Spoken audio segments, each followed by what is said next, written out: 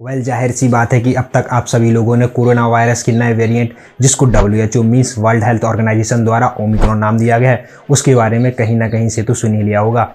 आज की इस वीडियो में मैं आप सभी लोगों को ओमिक्रॉन से जुड़े हुए लगभग हर सवाल, जैसे कि ओमिक्रॉन क्या है पुराने डेल्टा वेरिएंट से ज़्यादा डेंजरस है, क्या एग्जिस्टिंग वैक्सीन कोवैक्सीन और कोविशील्ड इस वायरस को ख़त्म करने के लिए सफिशिएंट है, क्या इसके सिम्टम्स डेल्टा वेरिएंट से अलग हैं, इन सभी क्वेश्चंस को हम इस वीडियो में कवर करने वाले हैं। कोरोना के नए वेरिएंट ओमिक्रॉन के खतरे को लेकर केंद्र सरकार की नई गाइडलाइंस आज से लागू हो गई हैं।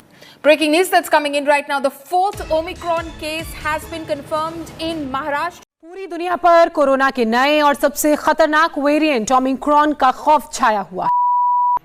ओमिक्रॉन, जिसका दूसरा नाम B.1.1.529 है, इसका पहला केस अभी कुछ दिनों पहले ही 24 नवंबर को साउथ अफ्रीका की बोट्सवाना नाम की कंट्री में मिला है और इसी के कारण ही दुनिया भर के शेयर बाजारों में तेजी से गिरावट भी देखने को मिली है। साउथ अफ्रीका के अलावा यह variant Austria, Belgium, Denmark, France, Japan, Hong Kong, Scotland और भारत समेत लगभग 60 से भी अधिक कंट्रीज में फैल चुका है और हो सकता है कि आप जिस समय वीडियो देख रहे हो यह लगभग हर मेजर कंट्री में फैल चुका होगा। मैं आप सभी को बता दूं कि ओमिक्रॉन वेरिएंट इंडिया में कोरोना वायरस की थर्ड वेव ला सकता है। इसके पहले इंडिया में कोरोना वायरस की 2 वेव्स आ चुकी हैं। इसकी पहली वेव मार्च 2020 में और इसकी सेकंड वेव अप्रैल 2021 में आई थी। इन 2 वेव्स के आने के बाद ही दुनिया भर के वैज्ञानिकों ने यह अनुमान लगा लिया था कि इसकी थर्ड वेव भी आएगी, मगर WHO की रिपोर्ट के मुताबिक यह वेरिएंट ज़्यादा खतरनाक नहीं है और एग्जिस्टिंग वैक्सीन इस पर कुछ हद तक असर भी करेंगी और आगे की जानकारी हमें WHO द्वारा कुछ हफ्तों में पता चल जाएंगी। कोरोना वायरस के इस नए वेरिएंट को WHO ने 26 नवंबर को चिंता का विषय बताया है। यदि हम बात करें कोरोना वायरस के वेरिएंट्स की, तो WHO ने 2 मेन कैटेगरीज में बांटा है। Number 1 is variant of interest और दूसरा है वेरिएंट ऑफ कंसर्न्स। प्रेजेंट में WHO के पास वेरिएंट ऑफ इंटरेस्ट के 2 केसेस हैं, जिसका पहला केस लैम्डा, जो कि दिसंबर 2020 में पेरू में मिला था, और दूसरा केस है म्यू, जो कि जनवरी 2021 में कोलंबिया में मिला था। लेकिन सही मायनों में जो प्रॉब्लमेटिक वेरिएंट हैं वो वेरिएंट ऑफ कंसर्न्स की कैटेगरी में आते हैं। इसका मतलब कोरोना वायरस के वे वेरिएंट जिनकी वजह से हमें और ज़्यादा ट्रांसमिबिलिटी देखने को मिलती है और जो सिम्टम्स हमें किसी बॉडी में देखने को मिल रहे हैं वो हमें और ज़्यादा स्ट्रॉन्गली देखने को मिलते हैं। WHO के अकॉर्डिंग अभी तक वेरिएंट ऑफ कंसर्न्स के 4 केसेस थे, अल्फा, बीटा, गामा, डेल्टा, जिनमें से delta was the most dangerous variant. इसका पहला केस इंडिया में अक्टूबर 2020 में देखने को मिला था और जो इंडिया में हमें खतरनाक सेकेंड वेव देखने को मिली थी वह इसी वेरिएंट के कारण देखने को मिली थी और जो इंडिया में ज़्यादातर मौतें हुई थी वो इसी वेरिएंट के कारण हुई थी। इनमें से ज़्यादातर मौतें पेशेंट को ऑक्सीजन की कमी या फिर सही समय पर ऑक्सीजन ना मिलने के कारण हुई थी। सेकेंड वेव इंडिया में उस समय इतनी ज़्यादा पीक पर थी कि इसने 30 अप्रैल आते आते रिकॉर्ड बना दिया था और देश में लगभग एक दिन में 4 लाख से भी अधिक मामले सामने आने लगे थे।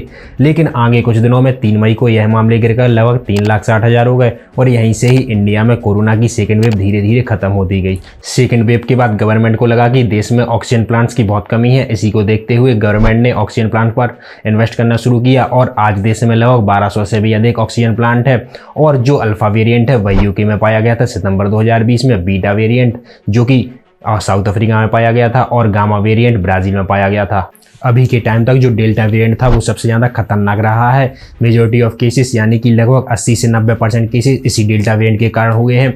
यदि हम पूरी दुनिया में कोविड के कुल केसेस की बात करें तो WHO के मुताबिक अभी तक पूरी दुनिया में करीब 26 करोड़ से भी अधिक लोग इस वायरस के कारण संक्रमित हो चुके हैं और लगभग 52 लाख से भी अधिक लोगों की मौतें इस वायरस के कारण हो चुकी हैं। लेकिन अभी जो ओमिक्रॉन वेरिएंट आया है यह 5वां वेरिएंट बन गया VOC की कैटेगरी में आने वाला, इसलिए WHO को ऑब्वियसली डर लगा है और साइंटिस्ट को भी डर लग रहा है कि कहीं यह कोविड के केसेस में अचानक से उछाल ना लेके आए।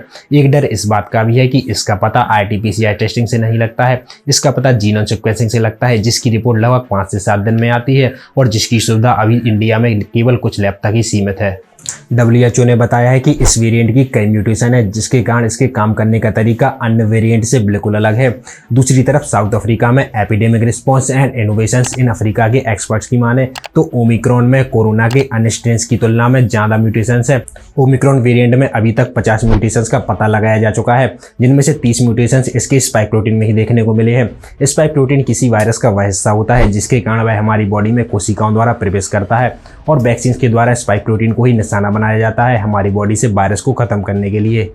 यही वजह है कि दुनिया भर के वैज्ञानिक इस वेरिएंट को ज़्यादा खतरनाक मान रहे हैं और यही कारण है कि दुनिया भर में अफ्रीकी देशों से आने जाने वाली फ्लाइट्स को रोकने का सिलसिला भी शुरू हो गया है। इजराइल सरकार ने 7 अफ्रीकी देशों को रेड लिस्ट में डाल दिया है, जिनमें से Zimbabwe, south Africa, Botswana, Lesotho, Namibia जैसी कंट्रीज शामिल हैं। इसराइल के अलावा यूके, अमेरिका और इंडिया जैसे कई देशों ने इन देशों से आने जाने वाली फ्लाइट्स पर रोक लगा दी है और इसी आवाजाही के रुक जाने के कारण ही शेयर बाजार तेजी से नीचे गिर गया। यदि हम इस वेरिएंट को डेल्टा वेरिएंट से कंपेयर करें तो हमें डेल्टा वेरिएंट में 9 म्यूटेशंस देखने को मिली थी स्पाइक प्रोटीन में, जबकि इस वेरिएंट में हमें स्पाइक प्रोटीन में 30 से अधिक म्यूटेशंस देखने को मिली है।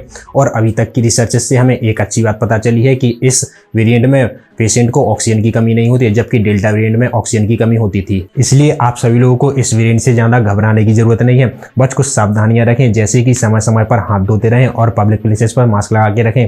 आई होप आप सभी लोगों को हमारी छोटी सी इन्फॉर्मेटिव वीडियो पसंद आई होगी। चलिए मिलते हैं नेक्स्ट वीडियो में।